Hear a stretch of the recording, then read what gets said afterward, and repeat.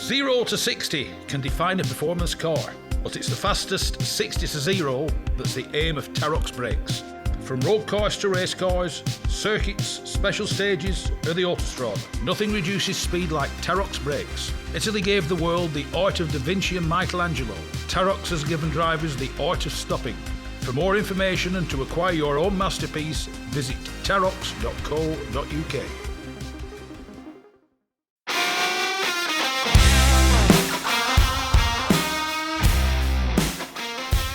Yes, it's me, Mark Stone, and this is the Backseat Driver podcast. It's the fastest, it's the friendliest, and it's for all the family. The Gas Shocks 116 Trophy and 120 Coupe Cup are the fastest growing race series in the UK, taking in 6 one-hour races and 8 sprints at all the top circuits. Visit 116trophy.com to find out more and get yourself behind the wheel.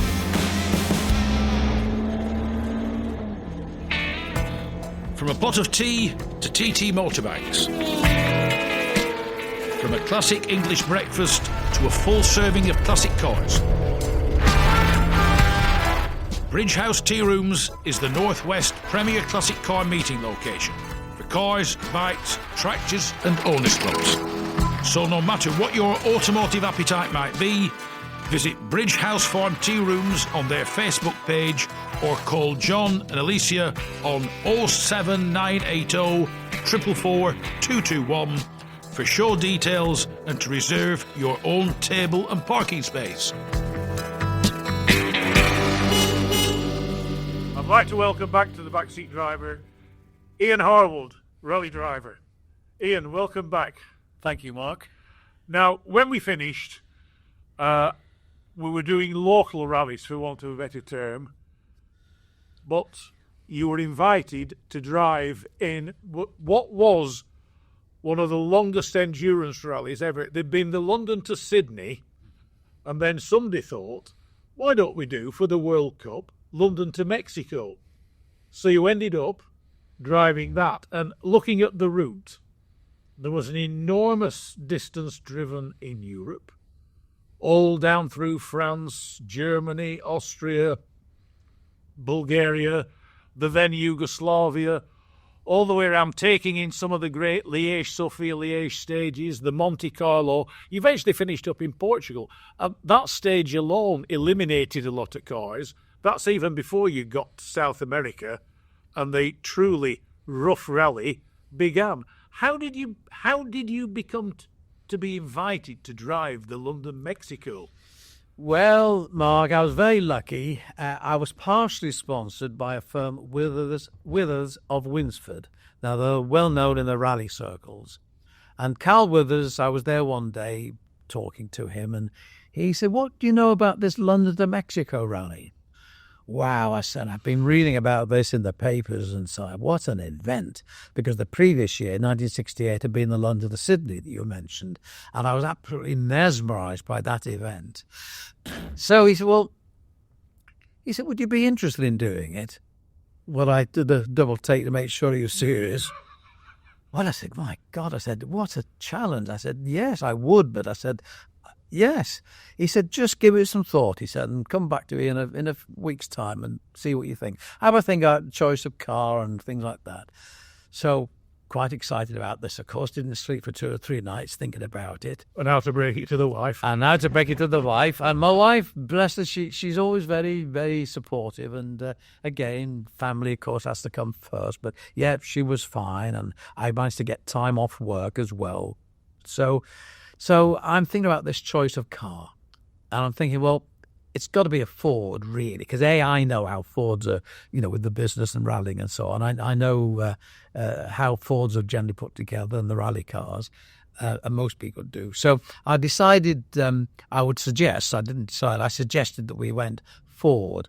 And the only sensible Ford in 1969-70 really would be the Mark II Cortina. Yep. The Escort's still a very new car. It was a bit small maybe for a long-distance event like that. So I went back to Carl with this and I said, look, I said, great. I said, I've got the okay from my wife, from my company. And I said, yes, thank you very much indeed. I'm up for it. So I suggested about this Cortina idea. Okay, he said, well, we'll have to have a think what we can do on this. And he said, well, the crew. Well, I said, the big talking point in the motoring news and Autosport was different manufacturers on this London to Mexico, 16,000 miles. The big talking was whether to go 2-man or 3-man. Yeah. I said, I've got a good co-driver in mind, Frank Pearson, who lots of people know. He's a garage man. He knows a thing or two about spanners.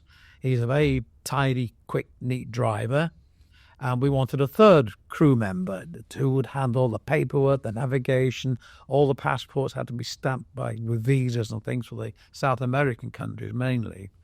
So originally, Cal Withers got Don Barrow in on the team. So we had the team. We had myself, Frank Pearson, and Don Barrow. And this was, Cal Withers wanted a bit of publicity, of course, for doing all this. So he put this fact into Motoring News. And he spotted a car for sale, which was the car that Rosie Smith used on the London to Sydney. It was built by Ford. It was a Lotus Cortina Mark II. And this car it had just come back from Australia, where it had done the London to Sydney, and it was being offered for sale, less engine and gearbox. Well, that was fine because I wasn't even thinking of running a twin-cam engine because they just didn't have the stamina, as Ford found out themselves. I was thinking perhaps going a 1700 pushrod, as in fact the factory cars in the Escort used. It's like we said, a good old-fashioned engine was actually the more reliable engine. You could change the head gasket in half an hour, if you like, and whereas the twin-cam, it was a job undoing everything. So Cal said about this Cortina. I said, look, that sounds great. I said, the shell would be prepared. It'll all be firewalled and strengthened. And so he bought the car. And it arrived with its Irish registration, VPI 77, because Rosie Smith, of course, lives in Southern Ireland, and it was Ford Island that entered that particular car, but it was built alongside the factory cars. So we got the car. And again, Cal Withers put this in Motoring News, the ex-Rosie Smith car. Now, it was very fortunate that Stuart Turner, who we mentioned before, the competitions manager, had spotted this. And he rang Cal Withers and said, look, he said, I see you've got this ex-Rosie Smith Cortina, you've got Ian Harwood, Frank Pearson, Don Barrow. He said, I'm thinking that we'll run a 3-car team under Ford Sport banner. So that was all decided. Just putting in, there was the thing about that event. There were works cars, privateer, work supported cars. There were various categories, even down to 3 lads in a Volkswagen beach buggy. Which basically didn't get very far. No, he didn't. I remember seeing that at the Dover Harbour. Thinking about, my God, I thought they're brave lads. It was raining and they got no wood. And so that was it. So Turner was outlining his plan that we would run a 3-car team, Ford Sport, but he said, I don't want you to run a twin-cam engine. He said, we're not running twin-cam. He said, we will supply you with a 2.6 V6 engine out of the Ford Taunus, or Taunus. He said, we'll supply the engine and a ZF gearbox, the same as the works cars are using. And also it spreads the class. You'll be in the over 2 litre class, which would be handy for us maybe. So that was it. We get the car organised and delivered to Winsford. The engine and box and things come along, and Cal has a company who are going to build this for him.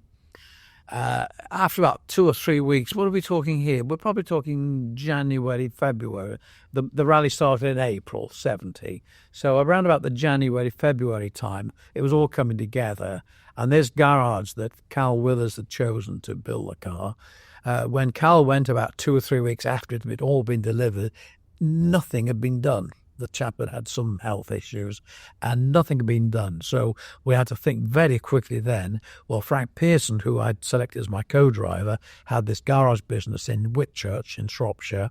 So we contacted Frank, and yes, he could sort this out. And he did. It was very last minute. That was the trouble. Don Barrow, being a very wise ex-works co-driver, smelt a rat here. He thought there's no way this car's going to be ready. And he suggested to Cal that maybe he could ease out. He got other things he could do. But he would ask Barry Hughes, who was another very well-known works driver, mainly with Roy Fiddler, and he had done the London to Sydney in 68. So he knew the ropes of what's what. So Barry Hughes stepped in. So it was myself, Frank Pearson, Barry Hughes with the crew. We got the 2.6 V6 engine. It was a last-minute scramble. The prop shaft caused us a problem. About a week before the rally started at Wembley, the prop shaft arrived from the firm that were doing Ford's prop shafts as well.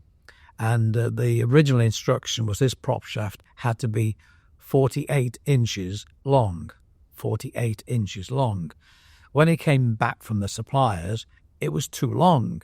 So a lot of phone calls going around, and the manufacturer down in the Midlands said, well, look, he said, our instruction is to make it 4 foot 8 inches long, not 48 inches, hence the 8 inch. So it had to be sent off to a local firm to be shortened, and they did say, look, we haven't got rebalancing facilities, but we'll try and keep it as straight as we can. And we got the prop shaft about 4 days before we were going down to Wembley. Of course, it vibrated like hell. So we put wheel weights and things on the old trick, Jubilee clips and wheel weights on this prop shaft. We got it slightly better, but all the way down to Wembley, you couldn't look to the rear view mirror. The vibration was just, you couldn't recognise the cars behind. So that was a problem. We put more weights on when we were down at Wembley. Anyway, that was that. So we started the rally. Now, as you said, the European section, it was tight, and the organisers said that they didn't want this rally to become what they called, their wording, a gin and tonic rally. Yeah. You had to really get cracking. So we had 5,000 miles to do in Eastern Europe then, of course, Hungary and Romania and so on. We had 5,000 miles in 5 days. Yeah. And it was a tight event. And anybody who can be bothered reading some of the books on the event, it was tight because some of the times you were given were incredible. Yes, they were, particularly in South America, I'll mention in a minute. But that's right. And that also, the organiser also had said, look, the first 45 cars are going to South America with the shipping line they've used, with all the service barges and things like that. They can only take 45 rally cars of 100 and odd that started. Yeah. So you're under pressure, really. And we had this terrible vibration problem. And in fact, in Yugoslavia, I felt the clutch a bit soft. And I said to Frank Pearson, I said, this clutch might be needing bleeding. So, okay, he said, just so I pressed the clutch pedal. He's under the bonnet. And no, he says, no, it's dry. It's no, oh my God, he's doing it again. So I pressed the, he said, we've got a crack right down the side of the bell housing. Yeah. And as you're pressing the clutch pedal, the crack is opening up about 1/4 of an inch. That's the clutch problem. So, well, we can't do much about this. The main time control at Monza, we're in this Ford Sport team, so Ford were looking after us as and when they could. We mentioned about this crack in the bell housing. So Stuart Turner came over to us and he said, you've got a problem. I said, yeah. I said, we got this cracked bell housing. Right, he said, I will arrange for a new bell housing to be shipped out ready for you at Lisbon. And if there's time, which I doubt because the timing's so tight, we will try and give you a hand to do this. Because the other thing was, a lot of it was the car's crew that had to do a lot of the work. It was not like today a service crew, a load of mechanics pile on. That's right. We had one service crew who did shadow us through, and they were very, very good. A guy called Ray Evans. He had a team with him, but the one car did all the work. And we had a second car that met us at Lisbon, and they offloaded the spares that we wanted for South America. So Ford had said that they obviously had to look after their works escorts, but if a works escort retired through any reason, accident or mechanical reasons, they would bring in the next highest placed Ford car, irrespective of nationality. If it was an Australian Ford entered, American Ford entered, European Ford or British Ford, that car would be brought into the Ford network of servicing. Now, Colin Malkin went out in Yugoslavia. He hit a lorry. So our teammates, actually, Rod Cooper, who ran Supersport engines, they actually were the highest placed Ford at the time. So they were opted into this Ford servicing, which we were very envious of. So we were still looking after ourselves, really. So we get through the different stages, the Col de Torini, which well known for its Monte Carlo thing. I remember listening to Raymond Baxter years ago when I was a kid at 3 o'clock and 4 o'clock in the morning doing a commentary from the Col de Torini. We get through to Lisbon, and yes, we're 26th overall. We struggled to make time and had a lot of time. That'll not be funny. That was still a very respectable position. Yes, it was. Ford were well pleased with it, I must admit. And they had this bell housing flown out at Lisbon for us, and Stuart Turner came over with this brown paper parcel with a new bell housing. Thank you, Stuart. That's very good, thanks. I opened it up, wrong bell housing. He had brought the bell housing, which the Ford Escorts were using, with the four-cylinder engine and the ZF gearbox. We had the V6 engine, totally different bell housing. So I had to return this bell housing with the tail between my legs and said, look, Stuart, it's the wrong bell housing. And he looked at me, oh, of course, he said V6. Right, okay, he said, I'll have another bell housing sent out to the hotel we're all staying at in Rio de Janeiro. So that's fine. So little incident actually at Lisbon, which we're all getting our cars prepped before the cars are shipped abroad. And one of our service crew who brought all the spares down we wanted, Pam and Noel Watson, Pam was she was the chef. She was doing these different meals for the primer stove and so on. And she was doing these bacon sandwiches, bacon butties at Lisbon. And she had made these bacon butties we were all tucking into, and suddenly there was this voice behind me. She said, excuse me, could you manage a bacon sandwich for me? And she thought, well, that's not one of our crew. So she looked round. It was Prince Michael of Kent, who smelt these bacon butties being made. So, of course, she was quite delighted to make him a bacon butty. I told her she should really have had by royal appointment over a kitchen. So that was that. So there we go. We get the cars all ready to go on. We stay at the hotel. I think it's a Friday night. We stay at the hotel. All the Ford boys are there, and there's a dinner being arranged for all the service crews and the drivers, and we were included with being Ford Sport. I was rather privileged, actually, that we got to know the works drivers. They were very much part of the team. And as I was walking down to the restaurant, I arranged to meet our service guys and things.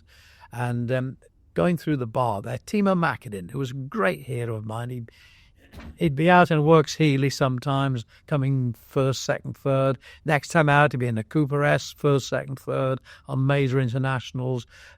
He was brilliant to cope with the different handling and power arrangements of these cars. And he sees me coming down past the bar there, and he raises his hand. Ian, he says, let me buy you a whiskey. Well, this is Timo Mäkinen, asking me to join him for a whiskey, which I did. And we chatted. I thought, I can't talk rally cars. Everybody talks rally cars. But I did know that the previous summer he had been with the Ford powerboat teams and they'd won the offshore Brown Britain powerboat race. So I said, what's your plan for the powerboat race, Timo? Well, his eyes lit up and he said, I've told Ford we need more power. We've got two big Ford diesel engines. We need a third engine. We've got to get a third engine because we've got to plane quicker. We've got to get planing and get away quicker. Just as he was telling me this, the dinner bell rang. So we were called forward for dinner. So shook hands, went through. He was on the top table, of course, with all the stars, and we plebs were on the table going off. So that was great. That was a lovely, lovely feeling to be recognised by Timo. The next morning, Ford arranged that if we wanted to go home, we had a week now before we joined up in Rio de Janeiro. And Ford arranged a flight from Lisbon to London because a lot of folks wanted to get back to work, as I did. So we get this chartered plane. A lot of the works, service crews and drivers, Roger Clark's there. So going through passport control at Heathrow, Roger Clark's about 4 people ahead of us. He turns around. Oh, he said, how are you getting back to Cheshire? Well, I said, we're going to go into London and get the train up from Euston. Oh, he said, that's a hell of a time that will take. He said, look, I'll run you in there. He said, I'm just going to the Hertz counter now to pick up a car. So he goes over to the Hertz counter. We stay back a wee bit, and out come these signed photographs he gives to the girls behind the Hertz counter, and they're all cooing. And so he comes away. He said, we've got the keys. We've got a brand new 1600E Cortina, he said. So we go to the car park. It's pouring me rain. Jump in this Cortina, and Roger's there. First roundabout, nice power slide round the roundabout. Second roundabout, raining, of course. Nice power slide round the bounder. Oh, he said, it's quite greasy, isn't it? Anyway, we get into Euston. He drops us off. We thank him profusely for his... And off he goes to Leicestershire. So that was a nice touch, which you wouldn't necessarily get that these days, I don't think, really. Hidden away in the heart of the Ribble Valley, Specialised Automotive Services offer unrivalled levels of talent for all types of vehicles. All makes and models, old and new, are cared for with the exact same levels of detail. From accident repairs, paintwork, or even full bespoke bare metal resprays. Mechanical rebuilds to full replacement or modifications of defunct electrical systems. Specialised Automotive Services offer traditional engineering and mechanical skills along with the company's constantly updated digital systems and diagnostics. Each SAS technician embodies the SAS ethos of ensuring everything is in order and exactly as it should be. To arrange a guided tour of the workshops and the new vehicle finishing and detailing bay, call Dean on 01282 776 081 or visit sas-autos.co.uk.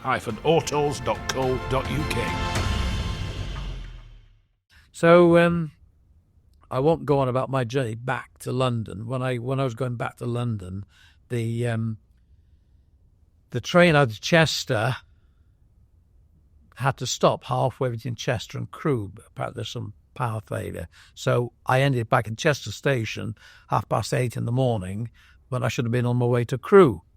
So I asked the station porter, what's happened here, do you know? He said, apparently there's a power failure at Delamere. Oh, he said, how long before? I don't know, he said, I don't know. So I'm thinking about this timetable. I'm booked on the flight out of Heathrow back to Lisbon. I think it was about 3:00 in the afternoon. So he says, I said, I'll go and ask the ticket office what the plan is if they've got one. So I do. I go over there. Fortunately, Ford had sent me all this printed out paperwork, what I was doing, where I should be, and flights and so on, because we were going back to Lisbon on the afternoon flight, and then we're flying out to Rio de Janeiro on the flight that the organisers had done. So it was important that I got the flight from Lisbon to Rio. So I decided I'll go into the ticket office, and somebody there, and I said, it's important I get to Heathrow. And I produced this Ford paperwork, which I thought might just work. So he said, all right, we'll leave this with me for a few minutes. He said, just take a seat, I'll see what I can do. So he comes back out of his office. Right, he said, the plan is, he said, I've had a word with Crewe. He said, the next train you'll be going on is straight from Crewe to Euston. It's coming down from Carlisle. It's stopping at Crewe, Stafford, and then Euston. He said, we'll arrange for this train to stop at Watford, and then they're organising a taxi for you from Watford station to Heathrow. Well, I said, as long as that all works, I said, I appreciate that very much indeed. So, okay, we get back on the train, which the same train leaves about half an hour later than it should do. I missed the connection that I should have been on, but they've arranged that I will go on the next train coming down, which, okay, it's all there. They show me the paperwork. This train's stopping at Watford just for you, and then taxi. So we're getting down towards the Watford area. I'm thinking, oh dear, I hope this train stops. Anyway, we do. It starts slowing down. Watford station, it stops. I'm off. The guard's there just making sure I get off. I thank him, and I go through to the ticket office. Oh, right, okay, yes, all right. I show him the paperwork. Yes, your taxi's there for you. So the taxi driver's there. He's most interested that I'm doing this event. He said, Jimmy Greaves is doing it as well. Yes, I said, he is, that's right. So I get to Heathrow about 2:30. My two co-driver people, Frank Pearson and Barry Hughes, so pleased to see me because I just was not able to get in touch with them. So we get off at 3 o'clock or thereabouts into Lisbon, 5:30. The plane takes off then about 7:30 over to Rio, 10-hour flight. It's a small plane compared to the modern ones. I think it was a Boeing 727, I think it was, narrow-bodied thing, and it's a long, long flight, and a lot of the boys at the back of the plane, there's a little bar there about 4 foot long, headed by Roger Clark, of course. And the pilot comes on after about 5-6 hours on this flight there. The pilot comes on. He said, listen, I would like passengers to return to their seats. We're using far too much fuel. Well, what was happening, of course, as we were in Lisbon, we were taking our bags of things on board, and we were being told, Tony Fall actually came over and said, look, he said, put your foot under the scales, because he said, they're charging us carriage, excess baggage. So we learnt this little trick. You could put your foot under the scales and you could watch it go to 20 kilograms. I think ours was 18 officially. It was much, much heavier. So, of course, everyone who's doing this, they have half shots up anorak sleeves, radiators covered by anoraks. So we were all carrying these spare parts on, which the airline crew didn't know about. So this emergency phone call by the pilot to take our seats, he said, we're using far too much fuel. We think we're going to have to touch down in Venezuela to fill up and then go on to Rio. So there we go. So we're all back in our seats. Those days it was knees under your chin, of course. Yeah, there weren't proper reclining seats and so on. Anyway, we land at Rio. It's about 10 o'clock their time. It's hot. They open these plane doors, and it's like a hot fan just blowing in there. And we all come out. We've got our different things on. Ford Sport. We had our Ford Sport anoraks on, and the Ford crew had their Ford gear on. And there were thousands of spectators. I mean, back then it was a seriously big event, wasn't it? Yes. Oh, yes. And it was well advertised, all the way through South America. So we're coming down off this plane, down the gangway there, into the terminal there, and we've got these people all cheering and waving. There's a steel band there, busy banging away there. We thought, what a reception. This is great, isn't it, there? So we go into passport control, and we're there about 10 minutes maybe, and another plane taxis up and stops, and the passengers come down, and this band starts again, you see, all cheering and waving, and it was the Brazilian football team. They'd obviously thought that we were the Brazilian football team. So all this cheering was not for us at all, really, but the Brazilian team had won some big match, which was part of the series, apparently. So that was it. So anyway, we have a week in Rio de Janeiro. We stay at a nice hotel. All the Ford team are there. Our bell housing arrives, the correct one this time. We lounge around the pool and so on for a week because we can't do very much else. We go to Copacabana Beach. We go to the Sugarloaf Mountain. And one of the guys that was very, very affable and mixed with us and was interested to learn about these rallying stories was Jimmy Greaves. And there were times when there'd just be 2 or 3 of us, really, Jimmy and somebody else, and we'd chat about this. And he was generally very impressed with the rally world. And of course, the publicity he was getting, he was with Tony Fall. All these works escorts were left-hand drive. But, of course, there were photographs of the works escorts with Tony Fall driving, of course, in the left-hand side. Jimmy Greaves in the right-hand side. But the press boys didn't know it was left-hand drive. So they were saying, and there's Jimmy Greaves driving the works escorts, and the car's about 2 foot in the air, and Jimmy Greaves is getting all the credit for driving the car. Whereas he said, I drove between the stages, and Tony Fall did all the hard work. But he was a nice guy, very, very nice guy. We start off from Rio de Janeiro, thousands of people there. We start off on the main street and we head south. Sao Paulo is the first big city we come to, and I can remember driving through Sao Paulo. It must have been very late at night. It was pitch black, but there were thousands of people on this road. We were coming through this road at walking pace, and we're in convoy, and I could see we had an exhaust system on our car, which I didn't much mention, but with the V6 engine, we had a problem where to put the exhaust under the car because it was a V engine, so we had 2 exhausts. So I, rather surprised, my crew by saying, well, how about putting this exhaust on the roof? There was silence. But it was, in many ways, it was a common thing. I mean, the Rolls Royces. Yes, they had two. Porsches used to put them over. Yes. Well, I went back. Because it also keeps them out of harm's way. Well, this is what I said. I said if the exhaust gets damaged, we're in trouble anyway. Front side there. So I went back to the garage where it had been built, in between my own work, and about 3 days later, I noticed there was a length of exhaust pipe on the roof, just lying on the roof there. Anyway, that's where it went. So we had the exhaust coming up, flexi pipe from the bonnet up to the main exhaust. So when we were in San Paulo, there's a local guy there showing off a bit, really, and he was cartwheeling down these cars ahead. I could see about 4 cars ahead. Cartwheeling onto the bonnet, on the roof, down the bonnet, and then onto the next car. Well, of course, he came to our car, and again, I'm afraid he touched the exhaust pipe. There was literally glowing red because I was worried about the engine temperature all the time. I was watching this. Well, there was the most blood-curdling cry from this poor bloke. And for days afterwards, we had the imprint of 4 fingers of thumb when he grabbed this exhaust pipe. Oh, dear me, dear me.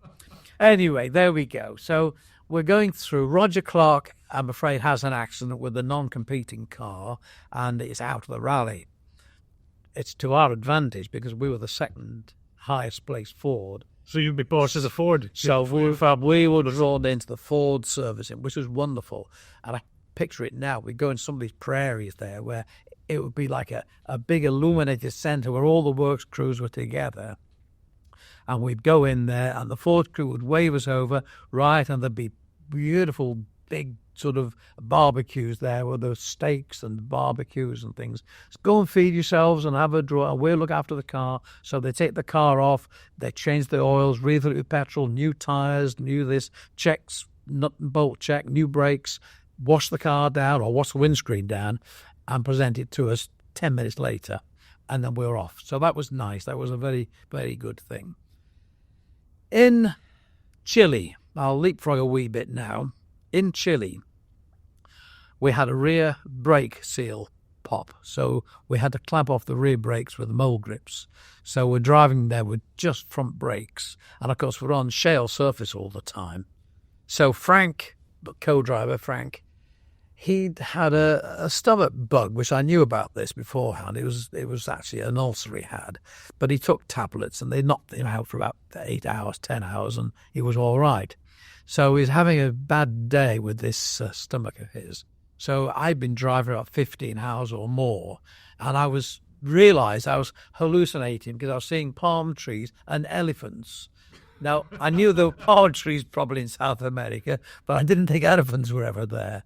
So I said to Barry, who was co-driving on the maps, of course, I said, listen, we've got to get Frank driving here. I'm just getting so, it was dusty all the time. There was dust in the air and so on. So Frank wakes up eventually, and we explain about the front brakes still grabbing all the time. Okay. So I go into the back seat. We had a single back seat there, put the seat belts on, and I'm asleep within minutes probably. And sometime later, maybe in half an hour, I don't really know, I just sensed this dab braking, this cadence braking there. And I got a bit suspicious. It's not natural, this brake, the car's being braked. And eventually there's a thump, bang, bang, bang, bang, bang. And we've gone off the road. Now, it was one of the best decisions that Frank Pierce never made, in my opinion. He was very bitter about it. He'd take the car off the road. But it was pitch black. We got out the car. He said, there's a hairpin bend that I picked up in the headlights there. I walked down on this with a torch. I walked down this gravel pothole track that we're on, and sure enough, about 30 yards ahead was this tight hairpin bend with about 20 wreaths on this bend. And I picked up courage and I walked as near as I could to the end of this road, probably about 6 feet away, and looked down. And I don't know, 1,000 feet maybe, I don't know. I saw 2 little lights twinkling in some little village. And I thought, well, if he hadn't stopped, we'd never have made this. If he had to stop there, we'd be stopping down there. We'd have been stopping there, and I wouldn't be doing this interview now either. So he was very sore about this. So we've got the car damaged on this ditch. A lorry comes down, a local lorry. It's a freezer wagon with beef carcasses, and he comes down and he sees our problem. We've already put the tow rope that we had over the back axle, so that we thought another rally car perhaps would be next along. So this driver stops and he realises we have no common language, of course, but he knows what's happened, and so he hooks up onto his chain on his front bumper and he reverses out and gets our car back on the road facing the way it should be going. And then he says, mechanic, pointing to the damage.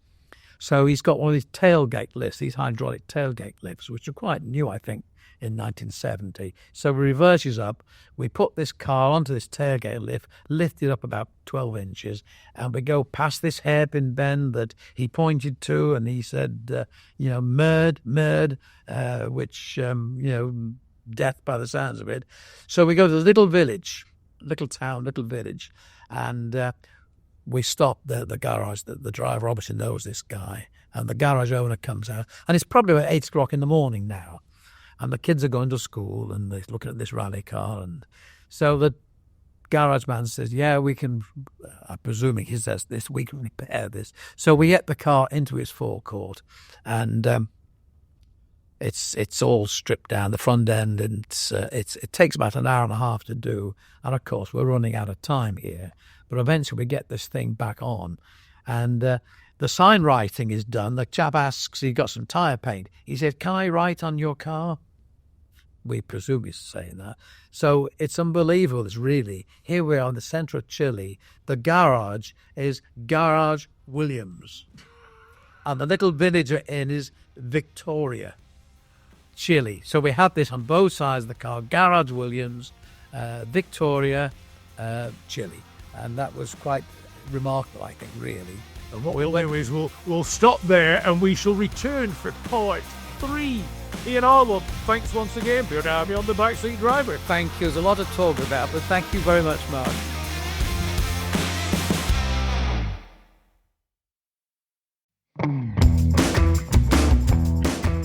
Rarely beaten on price, never beaten on service. Whether it's cars, bikes or commercials, Hodder Tyres are the best in the business. And when it comes to tyre expertise and advice to supplying the correct tyres for your vehicle's specific requirements, nobody comes close to David Lakin and the Hodder Tyres team.